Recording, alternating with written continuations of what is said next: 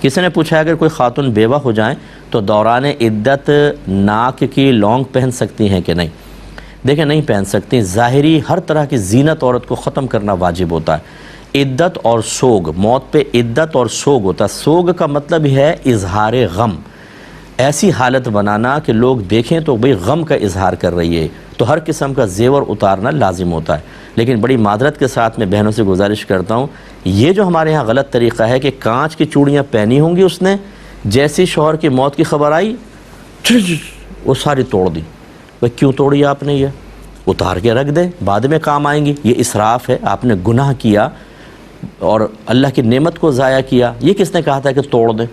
باقی پھر ایسا کیوں نہیں کیا کہ سونے کے لونگ اتار کے پتھر سے کچل کے وہ بھی پھینک دیو باہر؟ نہیں، اس کو تو آرام سے رکھیں گے. شیشے کی کانچ کی چوڑیاں توڑ دی، کیوں؟ ان دونوں میں فرق کیوں ہے؟ اس لیے نہ لونگ پھینکیں گے، اسے آپ رکھ لیں، عدت کے بعد استعمال کریں گے وہ. اسی طریقے سے یہ کانچ کی چوڑیاں رکھ لیں، بعد میں اس کو استعمال کریں گی. ان کو کیوں پھینکتے ہیں؟ تو غلط چیز ہے، یہ توڑتے کیوں ہے؟ غلط ہے. یہ